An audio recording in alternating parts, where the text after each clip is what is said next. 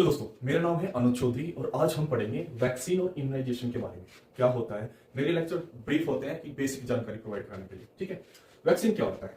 Vaccine एक हमारा biological preparation होती है डिजीज की रोकथाम के लिए। ठीक है, जिसमें हम जिससे डिजीज होती है एक ऐसा माइक्रो ऑर्गेनिज्म, ठीक है, जिससे डिजीज होती है उसकी एक ऑल्टर फॉर्म, वीक फॉर्म को या उसकी किल्ड यानी कि जो वो डेड है उस फॉर्म को हम यूज करते हैं मेडिसिन बनाने के लिए, और जो मेडिसिन बनती है उसी को हम वैक्सीन बोलते हैं। ठीक है, यानी कि जिस माइक्रो ऑर्गेनिज्म से कोई डिजीज हो सकती है उसकी एक वीक फॉर्म को या डेड फॉर्म को हम यूज करते हैं उस माइक्रो ऑर्गेनिज्म की मेडिसिन बनाने के लिए। जो मेडिसिन बनती है उसी को हम वैक्सीन बोलते हैं।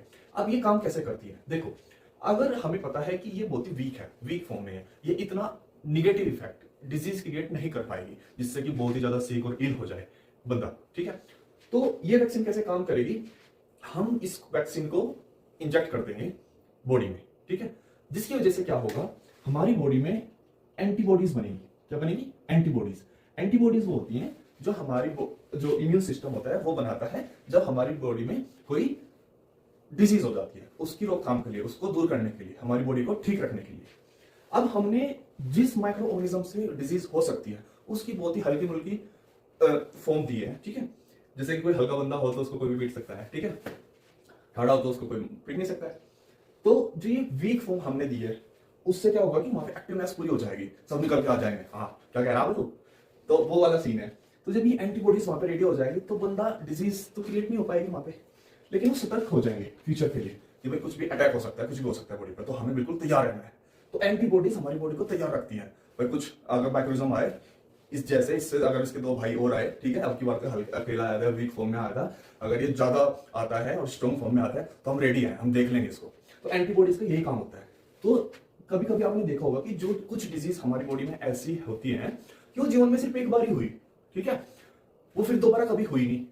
तो इस एंटीबॉडीज की वजह से होता है, क्योंकि एंटीबॉडीज हमारी बॉडी में बन जाती है और वो फ्यूचर के लिए, लाइफ टाइम के लिए फिर सतर्क रहती है कि अगर दोबारा से कुछ होता है तो हम एकदम से तैयार है, हम अब की बार इन्फेक्शन नहीं होने देंगे अगर बाई चांस पहले हो गया है तो एंटीबॉडीज का यही काम होता है। इम्यूनाइजेशन क्या है कि भाई ये हमारी बॉडी को तैयार करता है, हमारे इम्यून सिस्टम को तैयार रखता है डिजीज के अगेंस्ट लड़ने के लिए। तो जो एंटीबॉडीज बन रही है, हमारी बॉडी जो तैयार हो रही है डिजीज से लड़ने के लिए, उसी प्रोसीजर को हम इंग्लिश में इम्यूनाइजेशन बोल देते हैं। ठीक है, तो दोनों टर्म समझ में आ गई। वैक्सीन एक वीक फॉर्म माइक्रोनिज्म की, जिसमें हम उसकी वीक फॉर्म या डेड बॉडी जो किल्ड फॉर्म होती है उसको यूज करते हैं बनाने के लिए, और जो ये प्रोसीजर है जिससे एंटीबॉडीज हमारी बॉडी बनती है, हमारी बॉडी तैयार हो जाती है, उसको हम इम्यूनाइजेशन बोल देते हैं। सारा खेल किसका है? इम्यून सिस्टम का। इम्यून सिस्टम आपका अच्छा है तो आपको डिजीज नहीं हो सकती। जैसे हमने कोरोना में देखा, जिनका इम्यून सिस्टम बहुत अच्छा था उनको इतना इन्फेक्शन नहीं हुआ, लेकिन जिनका थोड़ा बहुत वीक था उनको थोड़े बहुत कुछ सिम्टम आए हैं, जैसे किसी का टेस्ट चला गया बिल्कुल, ठीक है, तो हल्के हल्के, बल्कि उसको सीवियर नहीं हुआ लेकिन कुछ ना कुछ आया, लेकिन उसका इम्यून सिस्टम थोड़ा सा वीक था। तो सारा खेल क्या है यहाँ पे कि हमें इम्यून सिस्टम को स्ट्रॉन्ग रखना है, रेडी रखना है डिजीज से लड़ने के लिए। अब जो ये एंटीबॉडीज बनती है कि हमारी बॉडी तैयार है लड़ाई के लिए डिजीज से, तो उसकी दो फॉर्म है, पहली एक्टिव, दूसरी पैसिव।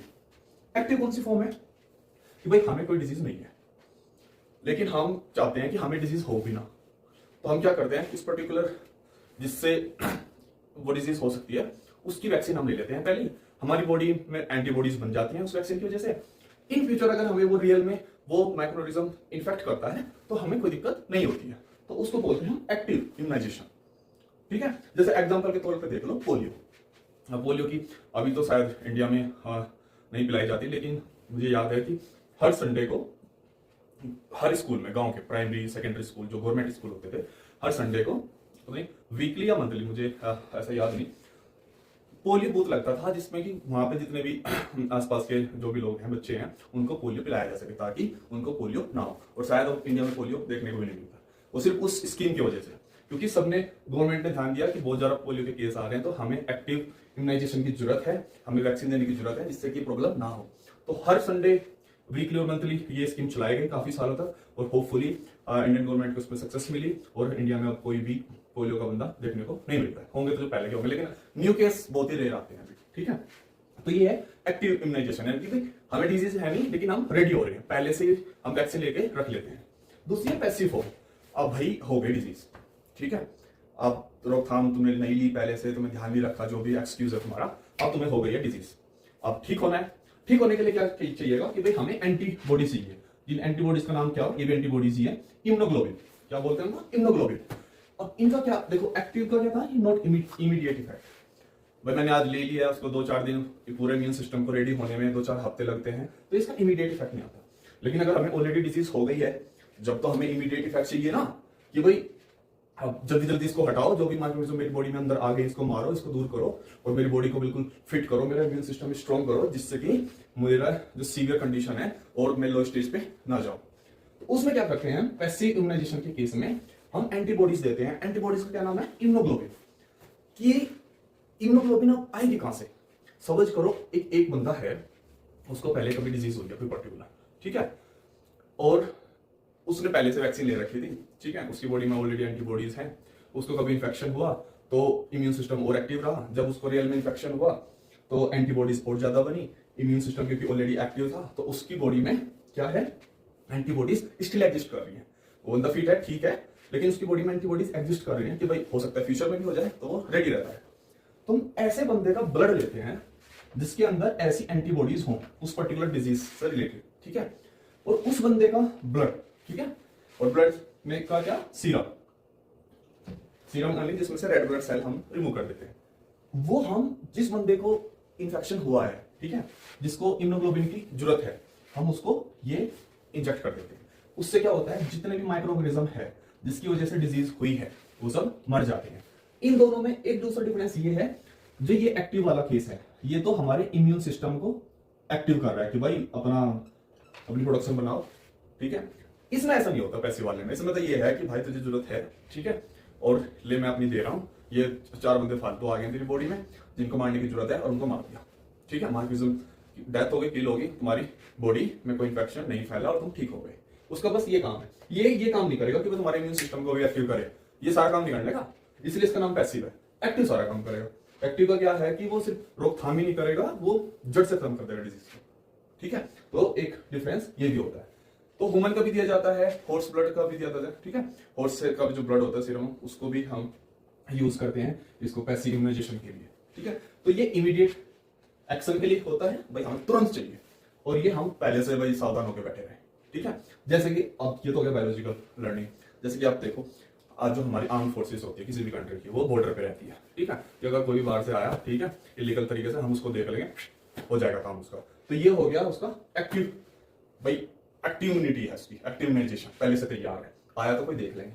पैसिव है भाई ये, अब कोई किसी ने कुछ कर दिया है कंट्री के अंदर, ठीक है, अब ऑलरेडी चीज हो गई है, अब उसका ट्रीटमेंट करना है, तो वो बाद वाली सिचुएशन को हम बोलते हैं, जब हम उसका ट्रीटमेंट करते हैं, ठीक है, उसको हम पैसिव बोलते हैं। और अगर हम पहले से हम बॉर्डर पर बैठे हुए किसी को आने नहीं देना है तो कोई प्रॉब्लम होगी ही नहीं, आया कोई दिख रहा है तो कर दो काम, तो उसको बोलते हैं हम एक्टिव इम्यूनाइजेशन, ठीक है भाई। कंट्री रिलेशन में बता दिया, बायोलॉजिकल रिलेशन में बता दिया। नॉर्मल जो होता है, ये हमारी कुछ वैक्सीन है जो हम लेते हैं, HP vaccine, DTaP vaccine, IP vaccine, HEV vaccine, influenza के लिए, डिप्थीरिया के, polio vaccine, tetanus vaccine, pertussis vaccine, smallpox के लिए, ठीक है, इन सब के लिए हम वैक्सीन लेते हैं। बहुत कॉमन वैक्सीन है एमएमआर, ठीक है। न्यूमोनोकल निमोनिया वगैरह के लिए रोटावायरस हम लेते हैं, किसी को डायरिया वगैरह बहुत कॉमन रहता है, तो रोटावायरस वैक्सीन हम उसके लिए लेते हैं, ठीक है। और कुछ वैक्सीन जैसे ये एमएमआर वैक्सीन होगी और डीटा वैक्सीन हो गया ना, ये जब आप किसी कंट्री में ट्रैवल करते हैं, जैसे जब मैं इंडिया से इधर आया यूएस में, तो कंट्री की रिक्वायरमेंट होती है, यूनिवर्सिटी की रिक्वायरमेंट होती है कि भाई आपको ये बिल्कुल लेके आनी है, क्योंकि अगर किसी एरिया में, पर्टिकुलर एरिया में लगता है कि भाई वहाँ पे डिजीज ज्यादा है, इसके ज्यादा चांस है, तो वो नहीं चाहेंगे कि किसी भी कारण से वो कोई बंदा वहां से यहाँ पे मूव हो रहा है तो उसकी वजह से स्प्रेड होने के अगर 1% चांस है तो उसको एलिमिनेट करना पसंद करेंगे। तो इसलिए जब आप किसी यूनिवर्सिटी में कहीं पे भी दूसरी कंट्री में जाकर ट्रैवल करते हैं तो वहां पे वो रिक्वायर करते हैं कि आपने ये वैक्सीन ले रखी है या नहीं ले रखी है, ठीक है। जैसे इसको भूल जाओ, जैसे कोरोना के केस में था नहीं भाई आपको कोरोना वैक्सीन लगी होनी चाहिए, ठीक है, तो वो बिल्कुल याद है, वो सिर्फ उसका यही कारण था, कोरोना वैक्सीन का मतलब तुम वैक्सीन लगी, अब तुमसे कोई खतरा नहीं है, तुम आसानी से आ जा सकते हो, ठीक है। दूसरा क्या होता है कि जब हमें पता है कि किसी एरिया में ये डिजीज है और तुम्हें वहां पे रिसर्च के लिए किसी भी कारण की वजह से तुम्हें वहां पे जाना है, तो लोग वहां पे जब जाते हैं पहले वैक्सीन लेके, भाई मुझे वहां पे कोई दिक्कत ना हो, ठीक है। तो ये हुआ हमारा वैक्सीन इम्यूनाइजेशन, सब खेल होता है इम्यून सिस्टम का, ये सब डिफरेंट हमारी वैक्सीन डिजीज जिनके हम वैक्सीन लेते हैं, ये कुछ हमारे वैक्सीन के नाम। और इम्यूनाइजेशन कितने टाइप का होता है, 2 टाइप, एक्टिव पैसिव, ठीक है, पहले से तैयारी एक्टिव, अब प्रॉब्लम हो गई है, उसको ठीक करना है, उसको हम बोलते हैं पैसिव। ठीक है, उम्मीद करता हूं एक बेसिक जानकारी आपको जरूर मिली होगी। फिर मिलता हूं एक नए लेक्चर के में, तब तक के लिए जय हिंद जय भारत।